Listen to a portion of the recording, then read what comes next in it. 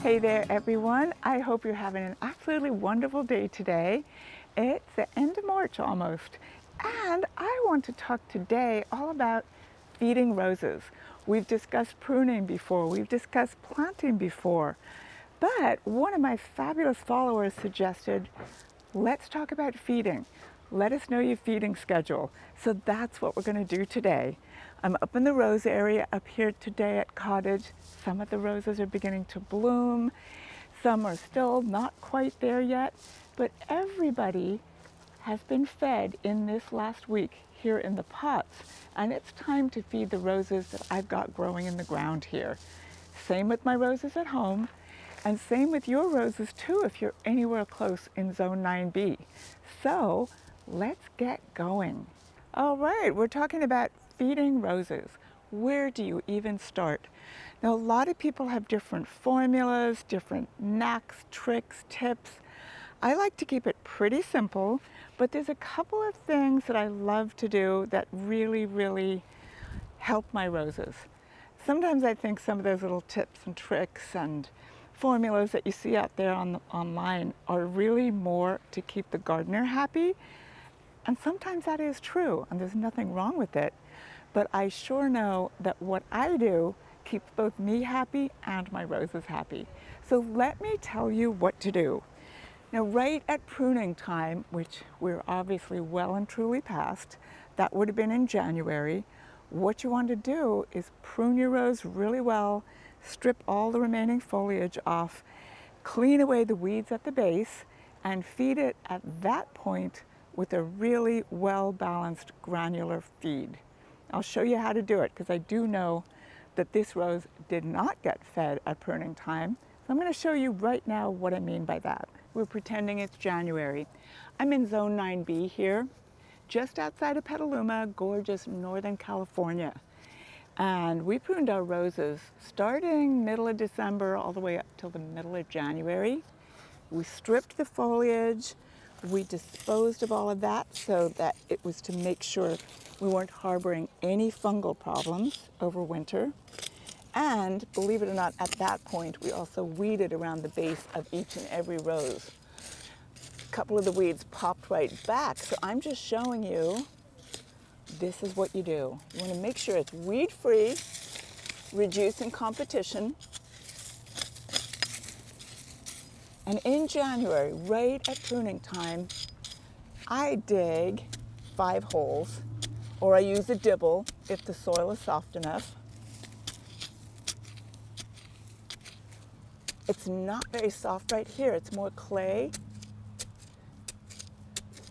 And what you want to do is go around where the drip line is. Now, if you don't know what a drip line is, it's basically this imaginary line underneath the foliage where if it was raining on it, drips would fall. So right at the drip line, you dig your 5 holes.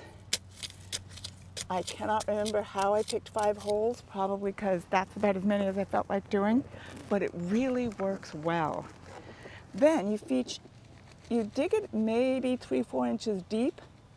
You fill each hole with about 2 inches of a well-balanced granular fertilizer. Now, I absolutely love this one. It's organic. It's by the E.B. Stone Company, Rose and Flower Food. And because I'm hoping for a whole ton of flowers from this rose bush, that's the one I use. Then you cover it all up, tamp it in really well, and you water it in. That's what you do January. Now, if you live in a different region, different climate, just adapt all of this information to whenever you're going to be pruning your roses. You want to do this before you get leaves emerging. All right. You all know what watering looks like, so we're going to skip that stage for now because this rose will be watered in a couple of hours. Now, let's just leap ahead a little bit. So right now in real time, it is the end of March. My roses have budded up. They're looking stunning, leafy, gorgeous, and it's time to feed them again. Most of the roses haven't actually bloomed, but the buds are on them. So it's time to feed them again. This is where I like making up a recipe, and I'll show you what that is. Hold on one sec. Here's the recipe. It definitely makes me feel good tending to my roses like this, but it doesn't just make me feel good. I see the response in my roses.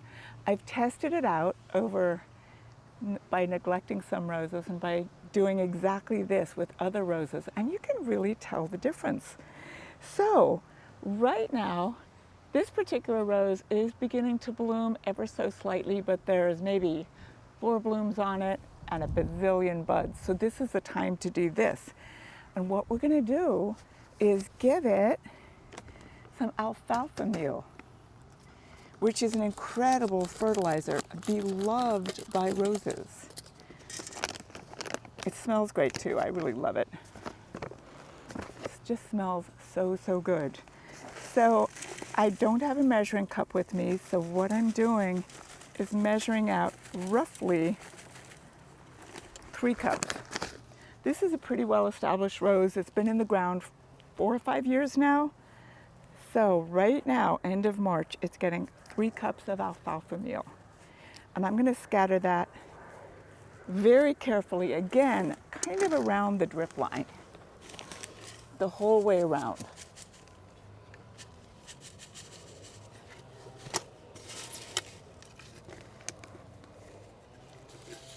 If anybody's ever owned bunnies before, it just reminds you of that. I used to have bunnies in my garden. Cutest thing, a beautiful little Dutch bunny. He was adorable. He lived a long, long time too. So every time I put alfalfa meal around my roses, I'm reminded of that cute little bunny. You want to get it all around the rose bush. But not just that, you're going to be watering it in with another special concoction, starting with fish emulsion. Not a lot of it, about 3 tablespoons full. And then Epsom salts. Now Epsom salts, you can get that at the drugstore or at Target or anywhere where somebody might go. Here we go. To look for something to make nice, relaxing baths. So just get the plain Epsom salt for your roses. You don't need lavender flavored or chamomile or anything else added. Just straight, plain Epsom salts. Now what's in Epsom salts that's so magical? That's magnesium. And roses, foliage, roots, all the rest of it absolutely love magnesium.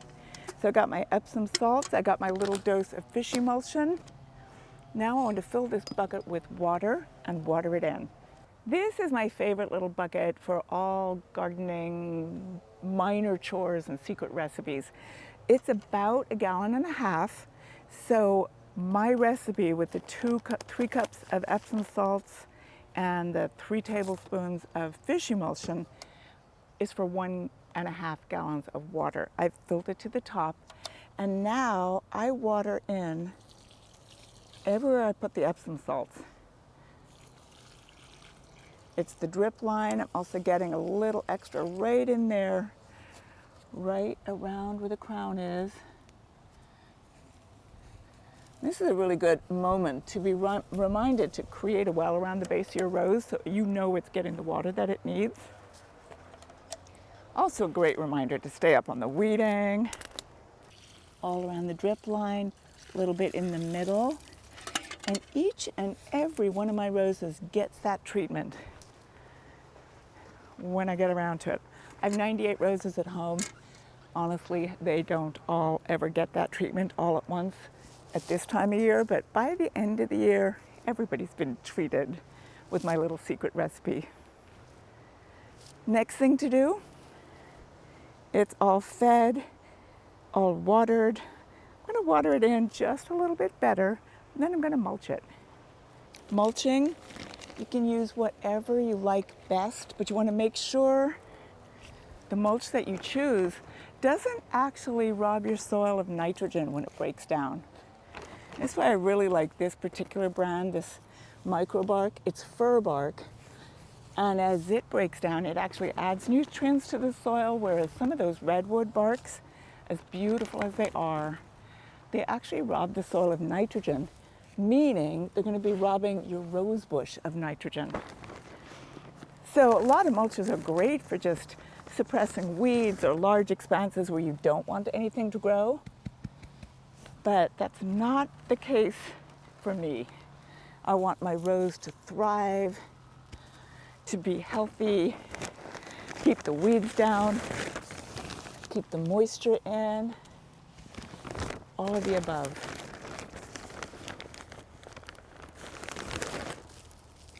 You might notice that there's a little cage around the bottom of the rose here. We've got gophers here. So if you've got gophers in your garden and you're just starting out with roses, do not risk planting it straight in the ground. Those gophers will find them so quickly. It's painful. You'll get all attached to your rose bush. Next thing, you'll come out some morning and your rose bush is dead.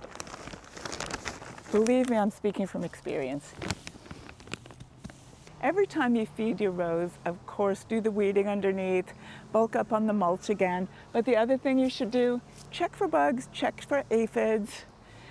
This particular rose bush, not a spot of bother on it, so everything's fantastic, but not always the case.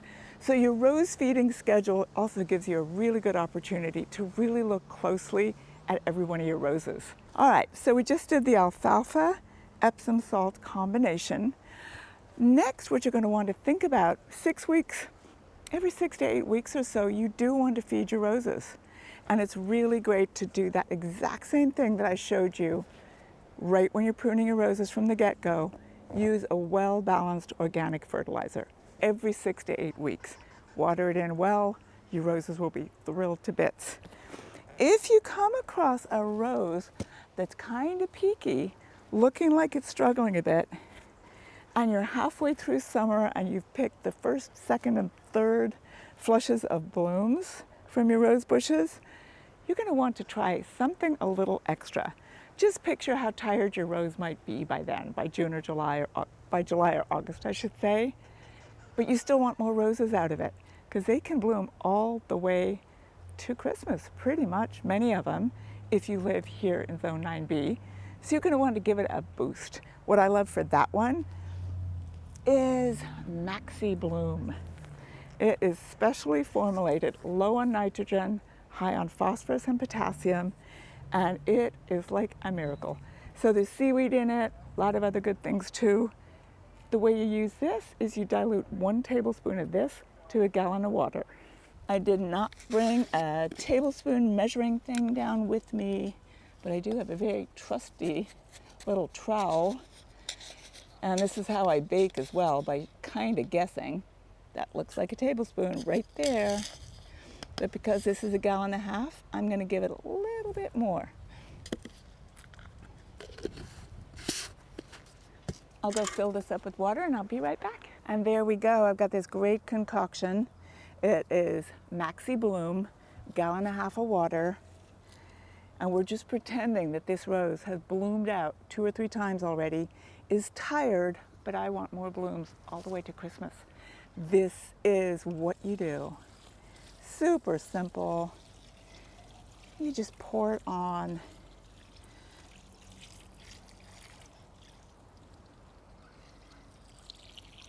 And let it soak down all the way to the roots.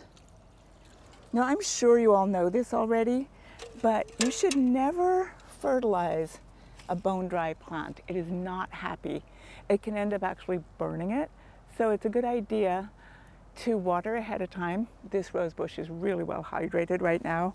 But if it's, July or August, like we're pretending it is, your roses might be a little bit on the dry side. So water them in well before you do any fertilizing, and you'll really notice a difference. It's such a good thing.